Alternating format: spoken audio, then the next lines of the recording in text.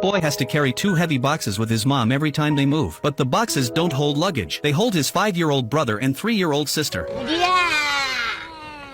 After sneaking them into the apartment, he heads to the train station to pick up his older sister. She's been waiting there for a long time. She doesn't complain. She quietly follows him home. When they reach the building, she hides around the corner. Only after he makes sure the landlord is gone does she quietly go upstairs. The landlord only allows 2 people to live in the apartment. At dinner, their mom reminds them of the rules again. Except for your older brother Akira, none of you are allowed outside. You stay in this room. The 3 of you can't make noise, and the neighbors can never find out you're here. Otherwise we'll get kicked out again. Akira quietly listens. He's long since gotten used to living like this. His mother has never been married, but she has 4 children with 4 different men. Akira is 12. His older sister is 11. His younger brother is 5. His little sister is 3. None of them have legal registration, so none of them can go to school. Their tiny apartment is both their home and the only world they've ever known. Their mom works late every night. As the oldest, Akira takes care of his younger siblings. Every evening, he goes grocery shopping, carefully picking the cheapest vegetables in the store. On the way home, he remembers his little sister has been asking for chocolate, so he runs from store to store until he finds her favorite Apollo chocolate. Back home, he starts cooking. His little brother waits beside him for dinner. His little sister eats 1 piece of chocolate, then carefully puts the rest away. She says she'll save it for next time. They don't know what their mom does for work. They only know she always comes home smelling strongly of alcohol. Sometimes she teaches Akira how to read. Sometimes she brings home snacks. Sometimes she paints her oldest daughter's nails. Sometimes she plays games with all 4 of them. Even though they can't go to school or leave the apartment, none of the 4 siblings feel unhappy. Their wishes are simple. As long as they get to see their mom every day, they're happy. Then one day, their mom tells Akira she's fallen in love again. The man loves her, and he's responsible. Once they get married, all 4 of them will finally be able to go to school and live a normal life. The next morning, Akira wakes up to find that she's gone. She leaves behind a note and $600, telling him to take care of the others. Akira doesn't panic. This has happened many times before. He tells his older sister that mom will be away for a while. She simply nods, then goes back to washing clothes. Akira keeps buying groceries like always, carefully stretching every dollar. Whenever mom is away, he writes down every expense. In a home where their mother is always absent, he's already become the father figure. But as time passes, their mom still doesn't come back. The money she left is almost gone. Akira starts looking for her ex-boyfriends to borrow money. He visits a car wash, then an arcade. He manages to borrow a little from 2 of them, trying to distance himself. One man tells him, "None of you are my kids. Don't come looking for me again. Even with the money, it won't last long." Then a few days later, their mom finally comes home. She brings gifts. His little brother and sister are thrilled. Only Akira feels a little disappointed. After handing out the presents, she cuts Akira's hair, but not long after, she starts packing again. She promises all 4 children she'll definitely be back by Christmas. Akira carries her luggage to the station. The whole walk, neither of them says a word. At the station, she promises again she'll be back for Christmas, then disappears through the ticket gate. Watching her walk away, Akira suddenly has a feeling she may never come back. A few days later, she mails them some money. The envelope also has her new address. Without her, life for the 4 siblings barely changes. Then Christmas arrives. She never keeps her promise. Akira waits outside until late that night. Only when the stores start marking things down does he buy toys, because his little brother and sister still believe in Santa Claus, and he never forgets to prepare a present for them. After Christmas, the new year arrives. His older sister asks if mom isn't coming back. Akira tells her she'll be home soon. She's probably just busy with work. That's what he tells his sister. But deep down, he knows she's probably never coming back. To save money, Akira stops buying vegetables. The 4 of them live on instant noodles. Even after finishing his noodles, his little brother is still hungry, so he pours rice into the leftover broth and keeps eating. After dinner, Akira calls the number from the letter. When his mom answers, he learns she's already married. At that moment, he realizes she has a new family, and she isn't coming back. On New Year's Day, Akira buys a New Year's card. He asks a store clerk to write his siblings' names on it, then tells them it came from mom. But his older sister compares the handwriting with the cards from previous years. She immediately knows mom didn't send this one. That day is his little sister's birthday. She insists on going to the station to wait for mom. No matter how Akira tries to comfort her, the quiet little girl keeps begging to go out. In the end, he gives in. He secretly takes her to the station after dark. She hasn't been outside in so long. She stares at every store they pass. Everything she sees only existed in the books back home. The 2 of them wait outside the station for hours. She takes out the last Apollo chocolate Akira bought her. This is the last one. He wants to tell her he'll buy another box, but he can't afford it. He doesn't even have the courage to say the words. In the end, their mom never shows up. Akira can only walk his little sister home, just like when they left. He keeps holding her hand. As they cross the railroad tracks, a train rushes overhead. Trying to cheer her up, Akira makes her a promise. Next time, we'll ride the train to the airport and watch the airplanes. Airplanes are her favorite, but that promise is never fulfilled. More time passes. Their mom still doesn't return. Then Akira notices someone has come to collect the overdue utility bills. He quickly hides in the stairwell, only coming out after the person leaves. For the first time, he wonders why he's still trying to hold this family together. But when he gets home, his little sister grabs onto his sleeve. Looking into her innocent eyes, Akira realizes he's all she has left, so he decides to find a job. But the store clerk tells him no one under 16 can legally work. She suggests calling the police or a social worker if they need help, but Akira refuses because the last time they asked for help, the four siblings were separated and sent to different orphanages. Life there was even worse. Then April arrives. Cherry blossoms cover the streets. Akira finally takes his siblings outside. He doesn't care about his mother's rules anymore. He just wants them to experience spring at least once. They run through sunlit streets, cross beneath blooming cherry trees, climb long flights of stairs, buy the snacks they actually want. They play at the neighborhood park, enjoying the sunshine they've missed for so long. For that brief moment, their happiness is pure, enough to make them forget, if only for a while, that their mother is never coming back. After leaving the park, they walk to a nearby school, but they can only stand outside the fence. On the other side is a exciting videos like